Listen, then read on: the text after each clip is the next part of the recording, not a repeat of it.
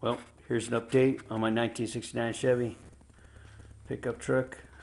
Finally got the engine back from the machine shop, and I put it together and painted it. It's actually a 1993 Chevy 350. My original engine had a cracked block, so I ended up having to get a new one.